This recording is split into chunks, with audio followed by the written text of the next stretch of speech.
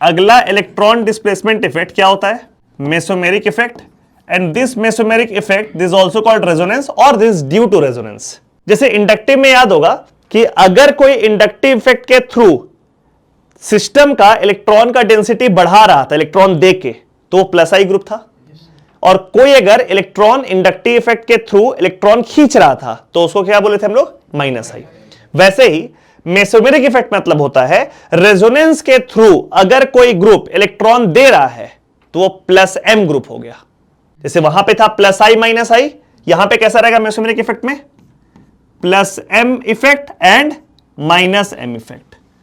ठीक है, plus M का मतलब यहां भी इलेक्ट्रॉन देना है और माइनस एम का मतलब यहां पर भी इलेक्ट्रॉन लेना है। बट इंडक्टिव में वो इलेक्ट्रॉन देना और इलेक्ट्रॉन लेना was according to inductive effect, sigma electrons की वजह से हो रहा था। यहां मेसोमेरिक में it will be due to resonance, यानी कि पाई इलेक्ट्रॉन में कॉन्जुगेशन की वजह से। ठीक है, अगर वो इलेक्ट्रॉन देगा तो वो प्लस एम ग्रुप है, अगर वो इलेक्ट्रॉन लेगा तो वो माइनस एम ग्रुप है। समझते हैं कैसे कैसे होता है? जैसे देखो, एक फिनाइल रिंग बनाएंगे, कभी भी प्लस एम और माइनस एम डिटेक्ट करना होगा तो फिनाइल रिंग बना लिए, और इस फिनाइल रिंग में मान लो यहां पे हम लगा देते हैं OH, ध्यान देना OH। ठीक है, अब यहां रेजोनेंस शुरू करेंगे। रेजोनेंस तो आप लोग कर लोगे, कैसा रेजोनेंस होगा? ये यहां डायरेक्शन क्लियर है। ठीक है, अब ये आप बताइए, ये OH ग्रुप इस पूरे सिस्टम को यहां पर चेक करने के लिए हम लोग फिनाइल रिंग ही लगाते हैं कि ये ग्रुप जो है ये प्लस एम है कि माइनस एम है, उसको डिटेक्ट करने के लिए क्या लगाते हैं? फिनाइल ग्रुप उसे लगा देंगे। ये बताइए, इस पूरे फिनाइल ग्रुप में, इस कॉन्जुगेटेड सिस्टम में इलेक्ट्रॉन वो दे रहा है कि इलेक्ट्रॉन ले रहा है थ्रू रेजोनेंस? यहां पे OH के साइड से इलेक्ट्रॉन रिंग के तरफ गया है, मतलब वो रिंग को इलेक्ट्रॉन दिया है, तो ये कैसा ग्रुप हो गया? Plus M. ये OH हो गया प्लस एम। एरो का डायरेक्शन समझ में है? ठीक है, अगर एरो का डायरेक्शन फिनाइल ग्रुप के तरफ है तो प्लस एम, अगर एरो का डायरेक्शन उसके तरफ है, उस ग्रुप के तरफ, तो माइनस एम। ठीक है, तो ये प्लस एम क्लियर हुआ। अच्छा, मान लो अगर ऐसा रहता तो ऐसे है, यहां पे डबल बॉन्ड बनाए और इस जगह आप हम लगाए थे C double bond OH। Conjugation कर लो क्या इसमें?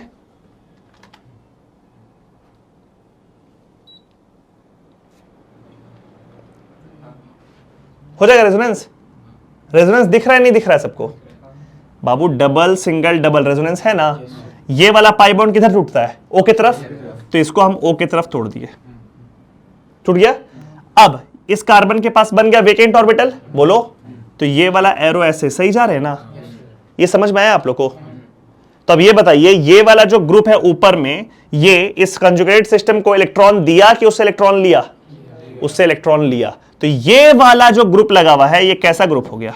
Minus M. आया कुछ समझ में? एक और एग्जांपल देखते हैं, फिर आप लोग को हम प्रॉपर बता देंगे कि कैसे चेक करते हैं कि कौन सा ग्रुप प्लस एम है, कौन सा ग्रुप माइनस एम है। ये है, यहां पे मान लीजिए हम लगा देते हैं BH2। आप लोग को पता है neutral boron contains vacant p orbital, तो यहां पे एक वेकेंट p ऑर्बिटल बना दें, बन गया। रेजोनेंस कर लोगे, वेकेंट ऑर्बिटल है और उसके बगल वाले एटम के पास पाई बॉन्ड है, बोलो सही हुआ? ठीक है ना? रेजोनेंस पक्का, आगे बढ़ाने की जरूरत ही नहीं, पहला ही एरो चेक हो जाएगा। अब जैसे ही ये एरो मारे, रिंग से इलेक्ट्रॉन लिया कि रिंग को इलेक्ट्रॉन दिया? लिया, तो ये कैसा ग्रुप हो गया? Again minus M. Clear? Check करने का तरीका कि कौन सा ग्रुप प्लस एम होगा और कौन सा ग्रुप माइनस एम होगा, ध्यान देना। अगर पहला atom, first atom of the group contains lone pair, तो पक्का प्लस एम होगा। अगर पहला एटम के पास क्या है बाबू? लोन पेयर, तो वो तो इलेक्ट्रॉन, मतलब वो तो रेजोनेंस के समय इलेक्ट्रॉन देगा ना, तो वो पक्का प्लस एम होगा। तो प्लस एम का कुछ एग्जांपल अगर हम बनाए तो क्या क्या बना सकते हैं? देखो तो OH प्लस एम ग्रुप होगा। अरे लोन पेयर लगाने की जरूरत नहीं, आप लोग लगा लोगे ना। OR प्लस एम होगा, R इज अल्काइल, यहां भी लोन पेयर आ गया। NH2 प्लस एम होगा, लोन पेयर। ऐसा बहुत सारा ग्रुप, ऐसा और बहुत सारा। फ्लोरीन प्लस एम होगा, लोन पेयर, समझ रहे? ठीक है, और भी बहुत सारे ग्रुप, मान लो OC double bond OH plus M होगा बिकॉज इस ऑक्सीजन के पास lone pair. NH C double bond O H plus M होगा, इट कंटेन्स लोन पेयर। समझ गए? ग्रुप का पहला एटम के पास अगर लोन पेयर है तो वो पक्का क्या होने वाला है? Plus M. Done. Let's talk about minus M. Minus M कौन सा होगा? माइनस एम के लिए दो कंडीशन है बाबू, प्लस एम के लिए तो एक ही कंडीशन है कि पहला एटम के पास लोन पेयर होना चाहिए, बट माइनस एम के लिए दो कंडीशन है। कौन कौन सा? पहला कंडीशन, पहला जो एटम है, first atom, it is pi bonded to a more electronegative atom. दिखा क्या?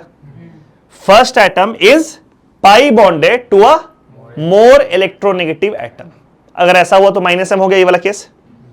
और दूसरा केस, पहला एटम के पास वेकेंट ऑर्बिटल होना चाहिए तो माइनस एम। आया समझ में? जैसे यहां पे हम कुछ एग्जांपल लिख रहे हैं, देखना तो, सी डबल बॉन्ड ओ और यहां पे एक जी लिख देते हैं। जी मतलब कोई भी ग्रुप। इस जी के जगह एच लगा दोगे तो एल्डिहाइड बन जाएगा। बोलते जाओ। इस जी के जगह आर लगा दोगे तो कीटोन बन जाएगा। इस जी के जगह OH लगा दोगे तो कार्बोक्सिलिक एसिड बन जाएगा।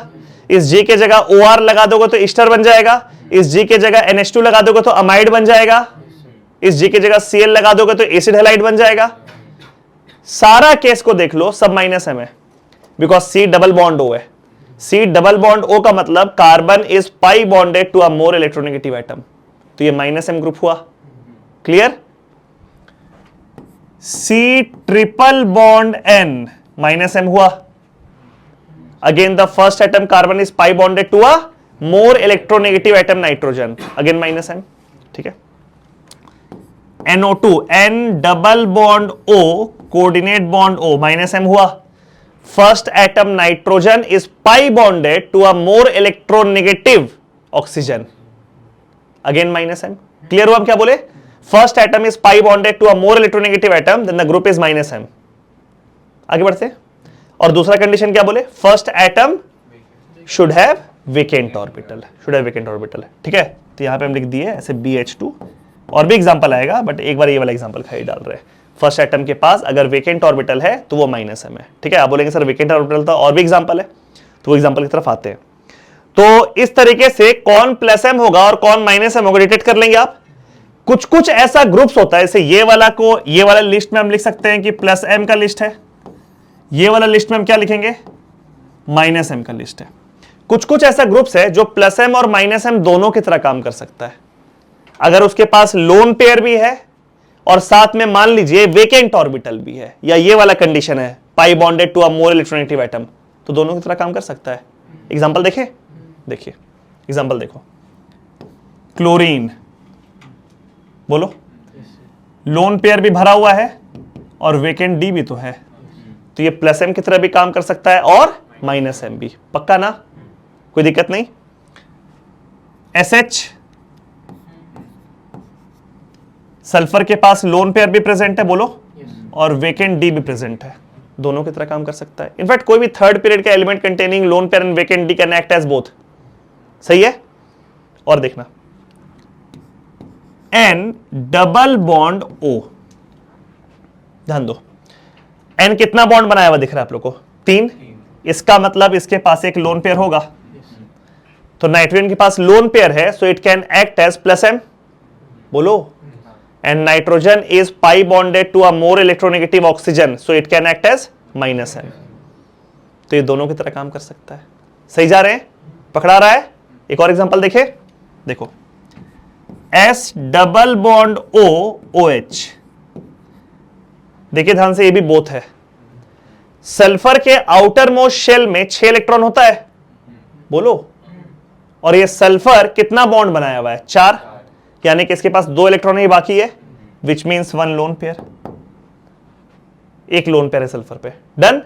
सो ड्यूट, ये लोन पेयर क्लियर है ना? बिकॉज सल्फर के आउटर मोस्ट में इलेक्ट्रॉन कितना है? 6 है ना, और 4 वो बॉन्ड बनाया हुआ है, तो एक लोन पेयर हो गया।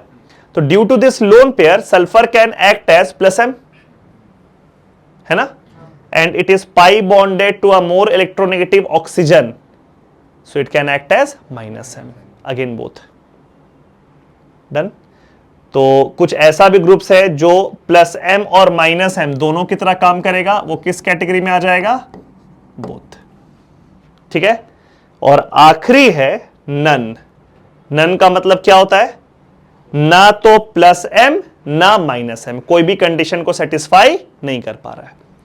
नन वाला कुछ एग्जांपल्स देखो तो, देखना अगर यहां पे हम लिख दें CH3, देखो तो ये ना प्लस एम होगा ना माइनस एम। क्या कार्बन के पास कोई लोन पेयर है? नहीं। क्या कार्बन के पास कोई वेकेंट ऑर्बिटल है? नहीं। क्या कार्बन पाई बॉन्ड बना रहा है? नन। डन। कोई भी अल्काइल ले लो ना, CH2 CH3 अगेन नन। बोलो, कार्बन के पास कोई पाई बॉन्ड भी नहीं है, कोई लोन पेयर भी नहीं है, कोई वेकेंट ऑर्बिटल भी नहीं है, नन। ठीक है, और देखिए NH3 प्लस, बोलो नाइट्रोजन के पास पाई बॉन्ड है क्या? नहीं। लोन पेयर है क्या? नहीं। Vacant orbital? नहीं। तो ना प्लस एम ना माइनस एम। ठीक है, और भी एग्जांपल हो सकता है CCl3, बहुत सारे एग्जांपल हो जाएगा। ये सब कौन सा एग्जांपल है? नन, ना प्लस एम ना माइनस एम। ठीक है, बोथ में एक और एग्जांपल मेरे को याद आ गया, CH डबल बॉन्ड CH2। ध्यान दो, ये बोथ की तरह काम कर सकता है। क्यों काम करेगा समझना, क्योंकि इन दोनों कार्बन का इलेक्ट्रोनेगेटिविटी सेम है, तो ये वाला पाई बॉन्ड तो किधर भी टूट सकता है, राइट भी लेफ्ट भी। अब सोचो, अगर ये वाला पाई बॉन्ड को हम राइट तोड़े तो इस कार्बन के पास वेकेंट ऑर्बिटल आ जाएगा and it will act as minus M. अगर वही इस बॉन्ड को हम इस तरफ तोड़ दें तो उस कार्बन के पास लोन पेयर आ जाएगा and it will act as plus M. तो बोथ हुआ ना, पूरा क्लियर है यहां तक? मेसोमेरिक इफेक्ट किसको बोल रहे हैं ये क्लियर है? मतलब मेसोमेरिक इफेक्ट का जो भी डिफिनेशन आप लोगों को बताए हैं वो क्लियर है कि आपको कोई एक ग्रुप को देखना है कि वो ग्रुप रेजोनेंस के थ्रू उस कॉन्जुगेटेड सिस्टम में इलेक्ट्रॉन का डेंसिटी को बढ़ा रहा है कि घटा रहा है। अगर कॉन्जुगेटेड सिस्टम में रेजोनेंस के थ्रू इलेक्ट्रॉन डेंसिटी बढ़ा रहा है तो वो प्लस एम ग्रुप है, और रेजोनेंस के थ्रू अगर इलेक्ट्रॉन का डेंसिटी कॉन्जुगेटेड सिस्टम से घटा रहा है तो वो माइनस एम है। पकड़ेंगे कैसे? डन है। First atom containing lone pair plus M, first atom pi bonded to a more electronegative atom minus M, first atom containing vacant orbital minus M. दो तीन छोटा छोटा कंपैरिजन देखते हैं। ठीक है, जैसे प्लस एम का कंपैरिजन हम देख रहे हैं, थोड़ा सा एग्जाम में जो सवाल सब पूछता है वो सब देखते हैं। जैसे मान लो यहां देखो, एक ग्रुप है NH2, फिर एक ग्रुप है OH और एक ग्रुप है F। ठीक है, तीनों के पास लोन पेयर ऑफ इलेक्ट्रॉन है, तो ये तीनों प्लस एम ग्रुप के जैसा काम कर सकता है।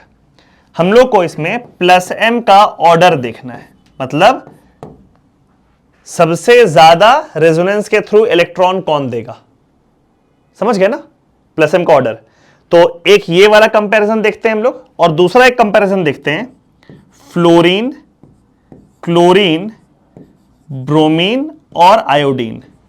वैसे तो आप लोगों को दिख रहा है कि क्लोरीन जो है प्लस एम माइनस एम दोनों की तरह काम कर सकता है, लेकिन यहां पे हम लोग सिर्फ प्लस एम का बात कर रहे हैं। इसका यहां पे भी लोन पेयर है, क्लोरीन के पास भी लोन पेयर है, ब्रोमीन के पास भी लोन पेयर है और आयोडीन के पास भी लोन पेयर है, और इसका भी हम लोग प्लस एम का ऑर्डर के बारे में बात कर रहे हैं, सिर्फ प्लस एम का ऑर्डर कि आपस में क्या टेंडेंसी रहेगा। ठीक है, देखो ध्यान दो, जब भी डोनर एटम जैसे नाइट्रोजन, ऑक्सीजन और फ्लोरीन सेम पीरियड का हो, सेम पीरियड का, ये सेम पीरियड का है ना, सेकेंड पीरियड का, तो इलेक्ट्रोनेगेटिविटी देखो, जो ज्यादा इलेक्ट्रोनेगेटिव है वो खराब डोनर होगा, वो इलेक्ट्रॉन नहीं देना चाहेगा, और जो कम इलेक्ट्रोनेगेटिव होगा वो अच्छा डोनर होगा।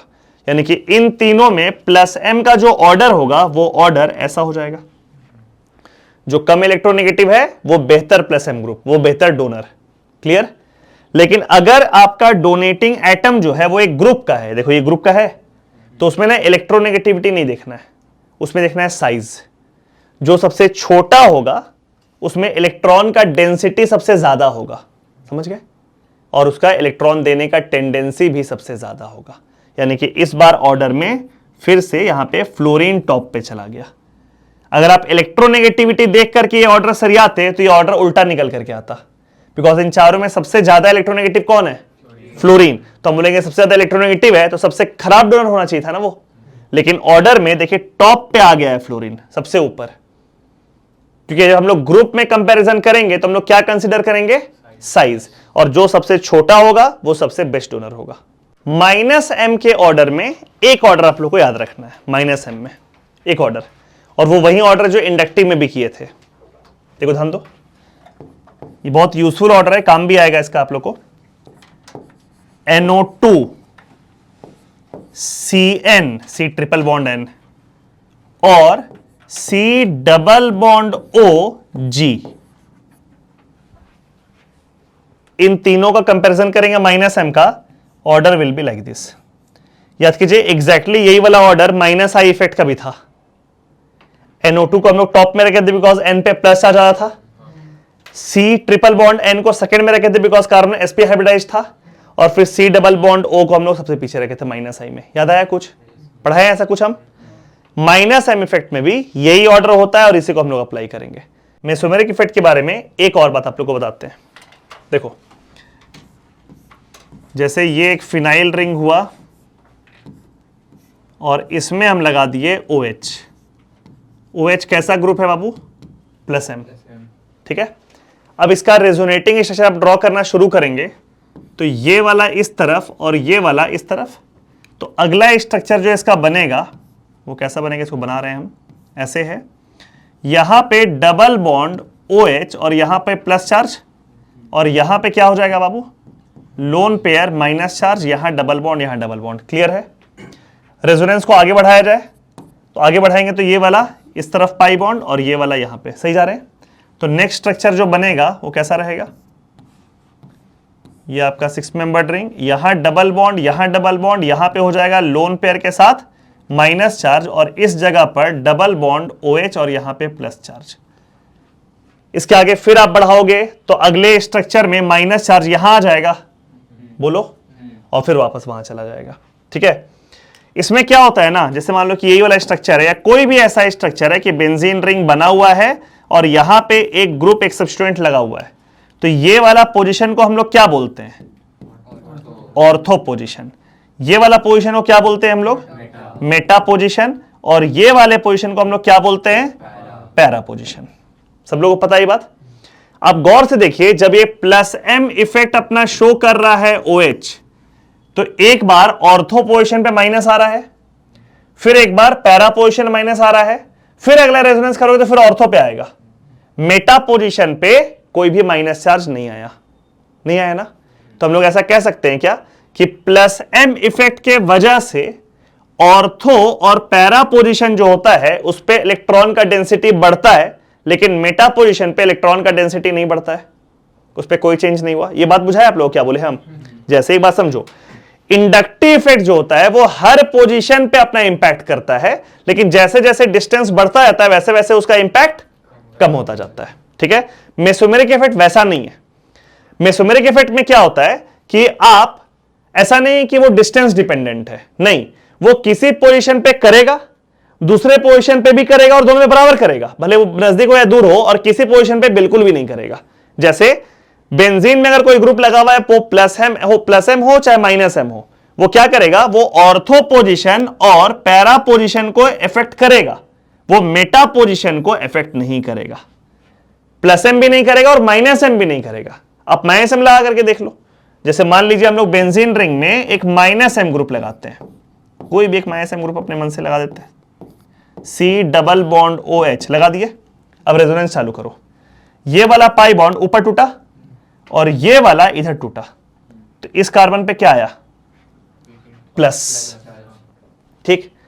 अगला रेजोनेटिंग स्ट्रक्चर जब आप बनाइएगा तो उसमें ये वाला पाई बॉन्ड यहां जाएगा, बोलो बाबू। जब यहां पे प्लस आया तो प्लस वाला भी तो कॉन्जुगेशन में है, तो ये वाला पाई बॉन्ड यहां गया, तो अगला प्लस यहां बना ना, यानी प्लस कहां बन रहा है? ऑर्थो पे, और फिर अगला प्लस कहां बन रहा है? पैरा पे। मेटा पे बनेगा क्या? नहीं। तो +m ग्रुप हो या फिर -m ग्रुप हो, दोनों अफेक्ट सिर्फ किसको कर रहा है? ऑर्थो और पैरा को। अगर +m है तो ऑर्थो और पैरा पे, दोनों पे आप देखो माइनस आ रहा है, मतलब दोनों पे इलेक्ट्रॉन का डेंसिटी बढ़ रहा है। और अगर -m है तो दोनों पे क्या आ रहा है? प्लस चार्ज, दोनों पे इलेक्ट्रॉन का डेंसिटी घट रहा है।